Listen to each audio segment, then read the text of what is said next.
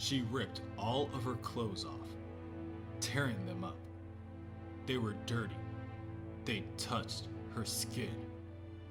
She tried to burn them, but her hands were shaking and the matches kept going out. In truth, she was a little crazy by this time. It was the smell. She couldn't get rid of the smell. In the shower, she used up all the soap, the shampoo, the bubble bath, the perfume. The smell was still there. Have you ever burned an insect with a magnifying glass? Just once, long ago, when you were a kid and you didn't know any better. There. You know it. You know the smell. When the soap wouldn't get rid of it, she went to the kitchen and fetched the wire brush that she used for scraping the potatoes. 20 minutes later, she passed out. 20 whole minutes. Even then, she could still smell it. She could smell it in her dreams. The dream started out so nicely. She was out in the swamp, and he was there, and they were friends again. Abby initiated the conversation. Hello. Hello, Abby. It has been a long time. I missed you. I thought, well, you know, after the last time I saw you, I thought you didn't like me anymore. I'm sorry. I know I made you mad. I kept calling you Alec, and I know you're not Alec, but Abby, I can't get used to calling you anything else. I'm sorry. I'm an idiot. I know, but it doesn't matter. Not anymore. Swamp Thing smiles down at his friend. You can call me Alec, if it's easier. I can? Abby asked cheerfully. Oh God, I thought you hated me. I thought just when things were going right for me, I was going to lose you. Oh, Alec, And then they were both laughing. And then she hugged him, and he hugged her back. And she couldn't breathe, but that was okay. He whirled her around, and her feet were no longer touching the ground. She buried her face in his chest and breathed in the scent of life and loam and autumn. It smelled good. Not like this. Not like this at all. The dream twisted, then folding in upon itself and blossoming into new shapes. The light changed, as if a cloud of blowflies had suddenly obscured the sun. And she was with her husband, and he said he had 3 surprises for her. Oh, Matt, come on. What? Abby shuffled herself in the passenger seat of their car to show her playful displeasure with her husband. Guess. You've discovered you're heir to the throne of Dubrovnia. Nope. You've joined the Moonies. You're really Alan Funt, and for the past 3 years, I've been on candid camera. Close, but no cigar. After the 3rd question, Abby really did become a little frustrated. I want a divorce, she told Matt threateningly. Fair enough, but you'll be sorry. Matt, if you don't tell me what this surprise is, you'll be chair-bound. Oh, okay. If you're going to get violent, Matt tells her while the car slows to a halt. You want to know what the surprise is? Well, we're right now parked outside of it. Matt opens his car door before running over to open his wife's. Nice place, huh? I put a down payment on it yesterday. Want to take a look inside? And so they'd gone inside. And inside, it looked even better. Matt, all this furniture, these carpets, they came with the house. The people who owned this place didn't want the trouble and expense of moving them, I guess. Come on, let's take a look around. Matt walked Abby hand in hand in order to show her the living room, the kitchen, the bedroom. The dream wavered here. Here was where the bad thing was hidden. A sudden scent of smoldering insect flesh, acrid and bitter behind the nostrils. And then it was gone. Almost gone. Almost. Abby, overwhelmed by it all, asks Matt how he found the place at all and how he expects to pay for it with only her job at Elysium Lawns. That's my second surprise. Come on, back to the car. Tentative feelers brushed against the skin of her delirium. There was the beating of miniature wings. There were arms with 2 elbows. Here was where the bad things had really started. Matt continued to drive down the road until pulling the car in front of a small storefront with the sign reading Blackwater Recorporations. "What do you think of the place I work?" he asked her. "Where you work?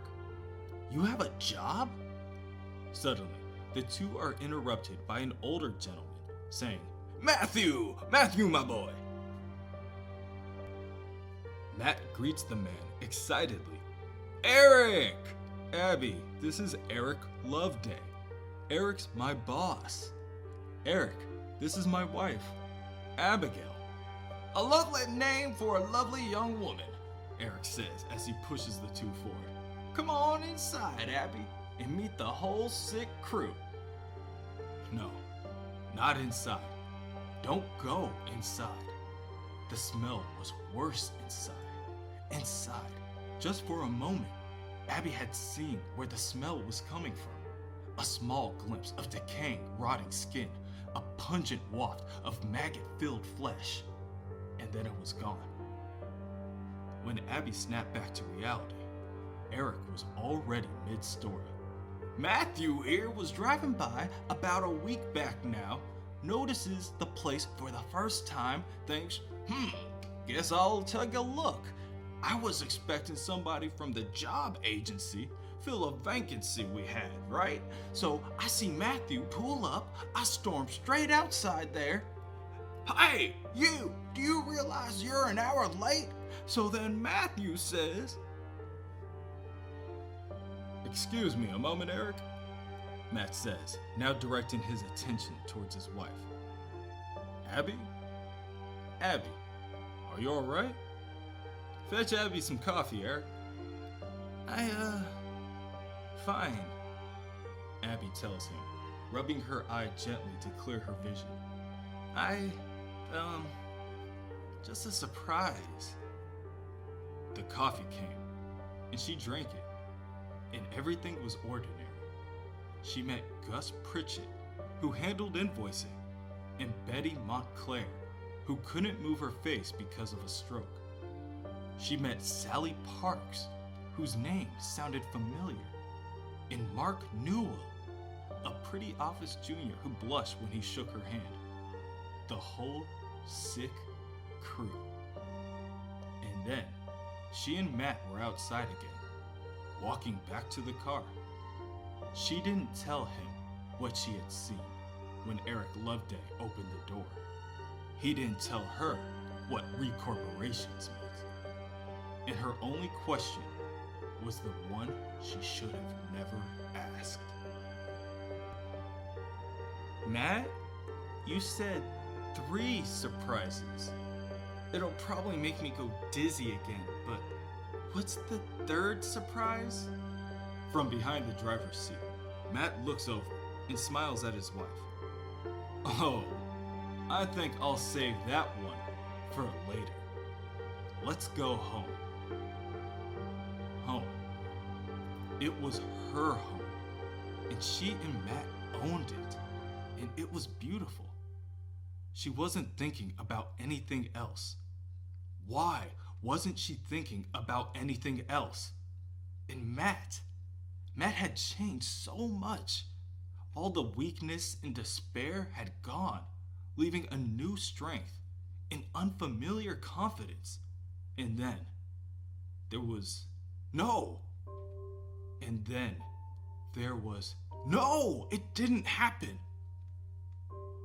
The bad things.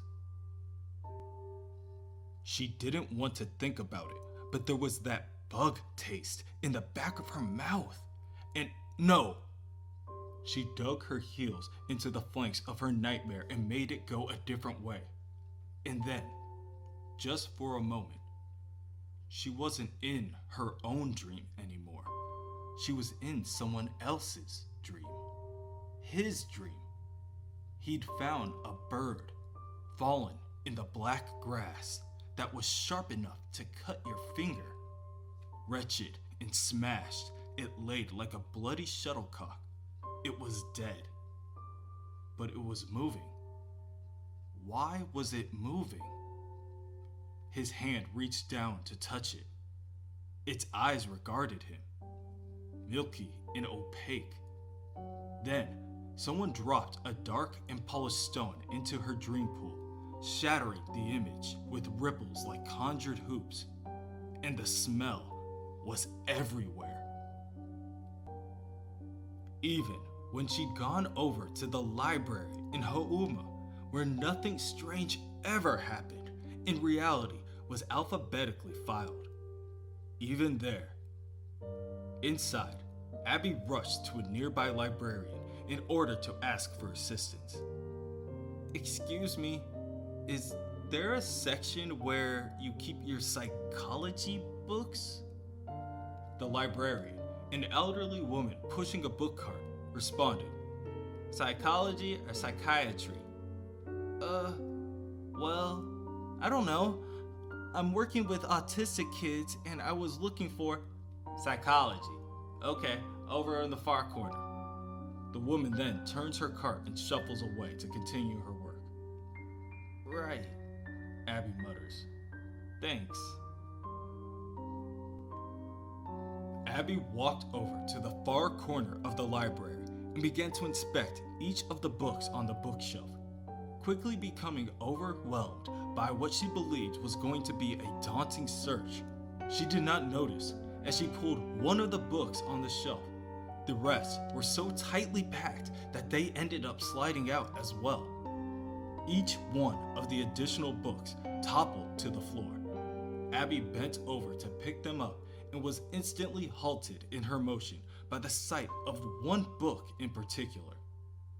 The Facts About Sally Parks by Dr. Niles Ritchie. On the cover stared back an unnerving photo of Ms. Parks. Abby did not move for some time.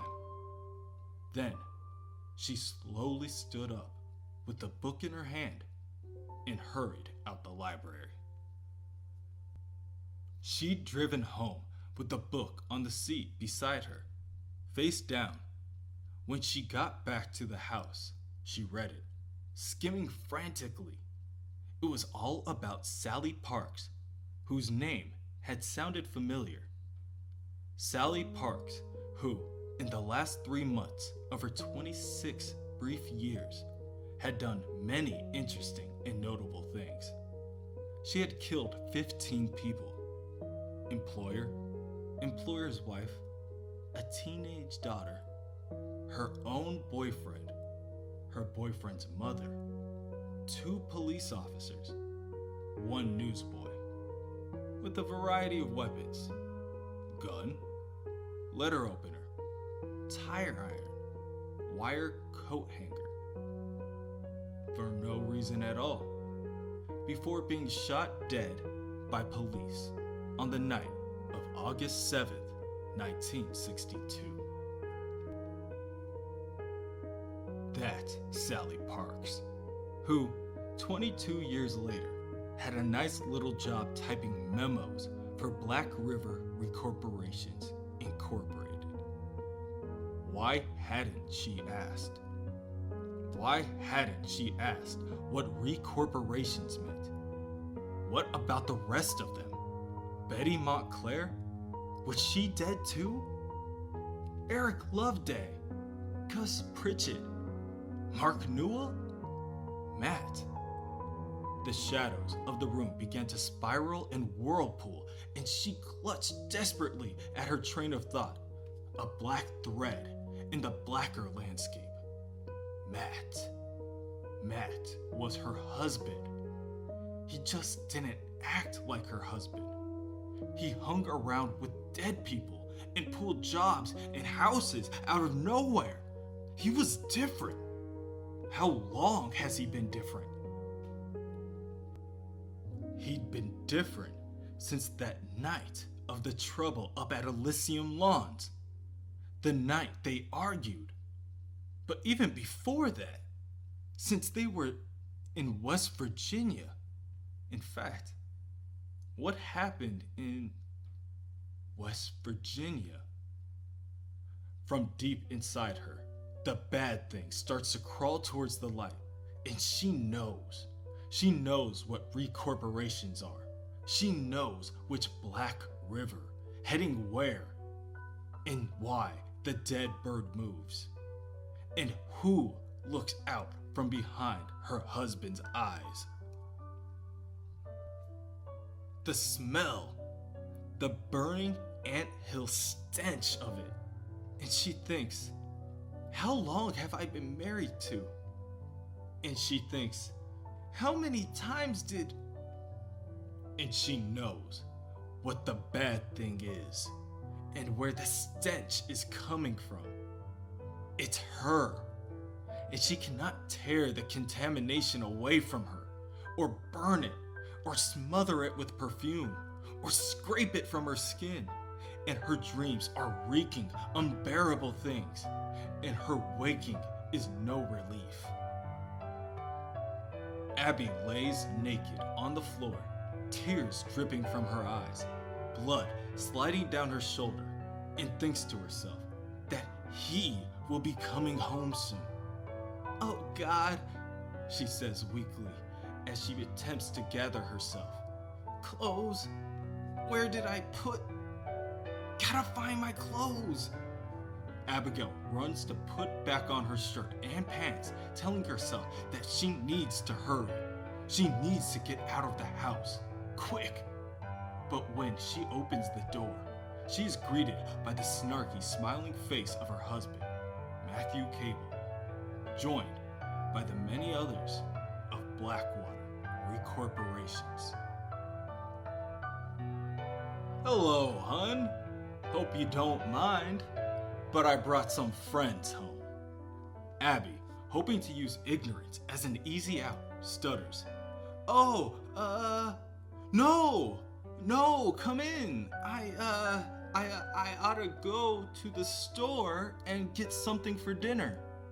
Eric Loveday squeezes himself through the small crowd of people gathered on the doorstep and tells Abby, "Oh, don't worry about that, Abigail. We'll take you as we find you." That's right, Matt adds. Sally Park walks up and places her chin on Matt's shoulder while commenting in a snarky tone. Your wife looks nervous, Maddie. Yeah, you're right. What is it, Ab? What's the matter? Something on your mind? The smirk on Matt's face grew unbeknownst to him. Between every syllable he uttered, the corners of his mouth twitched with excitement. Abby, feeling powerless, sinks to her knees. I know who you are. Oh God. Look, please, what do you want me to say? Each of the employees of Blackwater inch closer to Abby, each extending their hands out to grab a hold of the woman. Their stench quickly overwhelms her, and tears begin to roll down her face. Oh no. Matt reaches down and grabs his wife's hand to help her to her feet. What do we want you to say? Well, that's easy. Just say Uncle! Elsewhere, Swamp Thing reaches out towards the bird. Is it still alive? He wonders what causes it to writhe and twitch, if not life. Swamp Thing lifts the small creature in order to inspect it, and as he tilts it upward, dozens of small winged insects fly out of the bird's mouth. Bugs.